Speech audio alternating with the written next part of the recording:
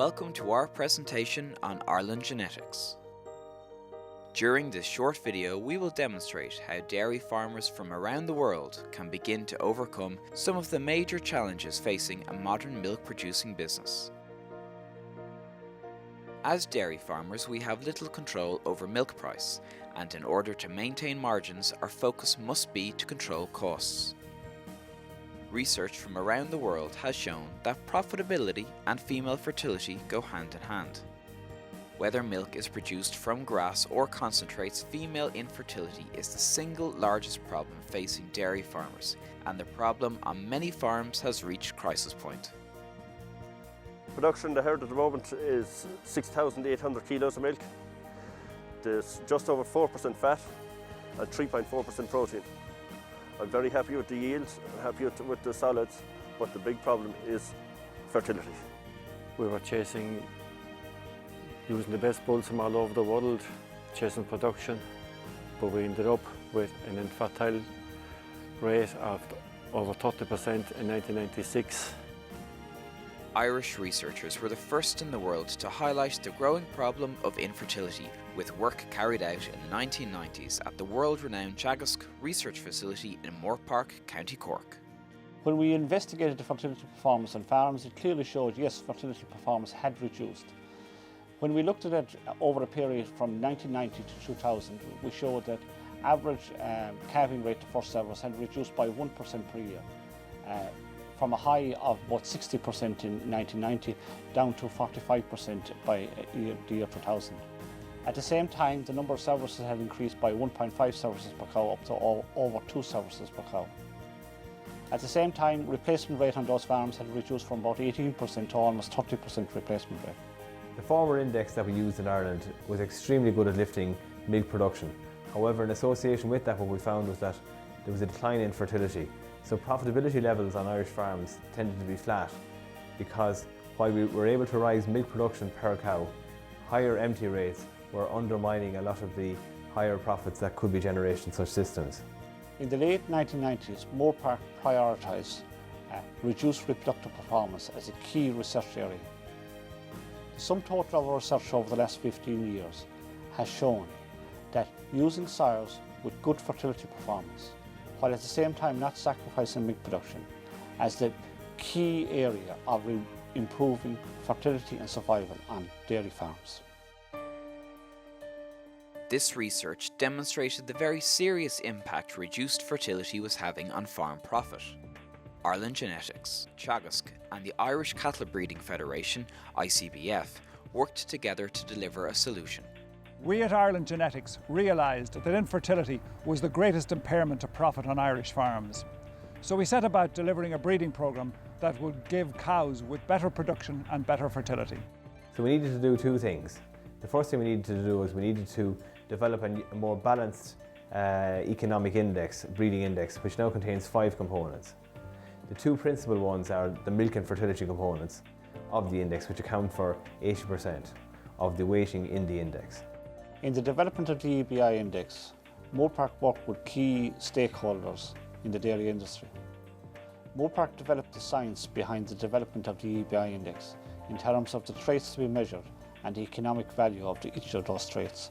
We were one of the first countries in the world to actually introduce female fertility evaluations, calving interval and survival, and we launched a new economic index that had milk, fat and protein and calving interval and survival, then combined into one overall profit per lactation trait. The second thing we needed to do was we needed to develop a centralised database, which has been established by the Cattle Breeding Federation.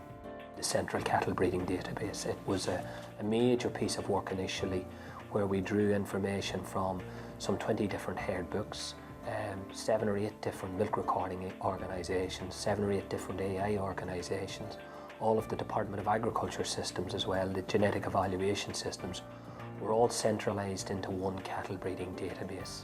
The database digests all the information, does all the calculations and gives the farmer out on the ground the information that's relevant to him to make those decisions that will breed the most profitable cattle for him on his farm. In order to address the problem of reduced fertility, the new breeding goal, EBI, was radically different. So, were Irish farmers convinced the new EBI index could help them overcome on-farm fertility problems? In the beginning, when EBI was introduced, there was some resistance among farmers. But over time, as the results started to come in and farmers saw that these cows were better, all farmers have taken it on as their breeding objective, whether they be high-producing winter milk farmers, grazing farmers or pedigree farmers. EBI is the tool of choice. As farmers became more confident and as more park research identified the benefits and that the index was truly identifying the animals that were leaving most profit, I mean, the uptake in the index has been really quite dramatic. It was quite clear what the Irish dairy farmer wanted. He wanted cows that were high producers. He wanted cows that would go back in calf and produce a calf every 12 months. And he wanted cows that would stay around in the herd a long time. In the past we always used high index foreign bulls, but now in the last 2 years we've switched to high EBI Irish bulls, simply because we feel it's given us the confidence that these bulls are delivering high production and fertility, which is improving our profitability on the farm. I did a study then of a large-scale group of winter milk producers making approximately 150 to 200 cows apiece and delivering around 7,500 litres per cow. I believe from this study that the fertility index is just as important for winter milk producers as it is for their spring milk counterparts, and that EBI is an excellent predictor of profitability not just in spring but also winter milk herds. We now have heifers milking in the herd that are sired by high EBI bulls. These bulls are delivering high yields of milk, fat and protein and are going back in calf. And this is the future as far as I see for those of us who wish to have high yielding herds, for those of us who wish to have large numbers of cows. In our local discussion group, it has been proven that there's 15 members in the group and we're all using high EBI bulls. And it is proven that fertility is after improving an awful lot in the past couple of years. The challenge going forward is to continue breeding cows with even better fertility and production, and allow those using Ireland genetics to become some of the most efficient dairy farms in the world. To help with this, the genomic programme was launched in spring 2009. Genomics is strategically very important to the Ireland genetics breeding programme. It delivers many advantages. Firstly, it shortens the generation interval, which means that we can deliver better bulls faster for Irish farmers.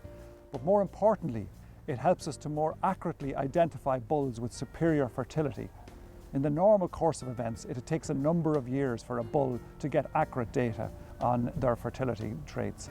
But using genomics, we can make a much better assessment of them at a much earlier age. I'm the quantitative geneticist here in Teagasc Moor Park, and I'm leading up the genomic selection programme for dairy cattle breeding in Ireland. We've launched it in spring this year, making us the first country in Europe to actually launch it at a national level. So what is genomic selection? Well, genomic selection just looks at the actual DNA of an animal. And we all have DNA. It's in all of our cells. It's the same in all of our cells for all of our life. So on that DNA, that's what builds the genes, and the genes are what drive whether a cow will produce a lot of milk, whether she will go back in calf easily or not. So at 1 day of age, if we were able to go in there, measure the DNA of that particular calf and predict how good that animal is going to be, that would be a substantial gain for the dairy industry. And that's essentially what genomic selection is. The average Irish dairy farm is increasing by 5 EBI units per cow per year. When you equate this to farm profitability, it's equivalent to an increase in farm profit of €1,500 per farm per year. With the introduction of genomic bulls this year, this is going to double to increase to 10 EBI units per cow per year. The other thing that's very important to keep in mind that genetic improvement is permanent and cumulative. We work very closely with the Irish industry. For example, the Irish Cattle Breeding Federation. They have access to one of the best databases in the world, which includes traits such as milk production, but importantly fertility and animal health. We also work very closely with the dairy industry, with the likes of Ireland Genetics, who have a substantial breeding programme, and what that means for us is that any tools that we develop can be incorporated rapidly into their breeding programme. This year we have moved to using genomic soils because of the very high EBIs that are available from Ireland Genetics. What we can be very proud of here in this country is how quickly we have adapted to using the genomics technology. All the bull calves that are being selected for AI being subject to a genomic test first, so that the bulls that will go into progeny testing we know are the very best out of the top 1,000 bull calves that are born. We finish up with the best 80 or 100 going into progeny testing. Ireland Genetics has been central to this transformation in dairy breeding in Ireland. I have a spring calving herd of 92 cows. Our production is 6,200 litres with 4% fat and 3.5% protein. We have a calving interval of 369 days, which is close to our target of a calf per cow per year. Milking 160 spring calving cows. In 1996 with an infertile rate in the herd of 30%. Now with the help of EBI and good fertile bulls, that is reduced to less than 10%, with a breeding season of 13 weeks compared to 18, 19 weeks in the past. So this has led to a much more profitable farm and a better farming business for me. Today we are milking about 200 cows here at Listowel, averaging around 10,000 litres at over 4% fat and 345 protein. We already have daughters milking in the herd by Rudd from Ireland Genetics. 15 or 16 have completed first lactation now, and significantly they have averaged over 9,000 litres in their first lactation, and above all else they have averaged over 3.5% protein, which is extremely significant, and they have been easy animals to get back in calf even with that level of production. The breeding programs at Ireland Genetics are really a collaboration of Teagasc and their researchers, ICBF with the database and their researchers. Through this group we have managed to identify the problem, we have managed to build a solution. EBI as our breeding goal has helped us to steer us in the right direction. This has resulted in cows on Irish farms now that are more fertile and higher producers and returning profits to Irish farmers. We believe that this solution can be of benefit to farmers from around the world. Ireland Genetics has been applying the best of world science to breed more fertile, productive and profitable cows. Turn the science into profit on your farm and visit irelandgenetics.com today.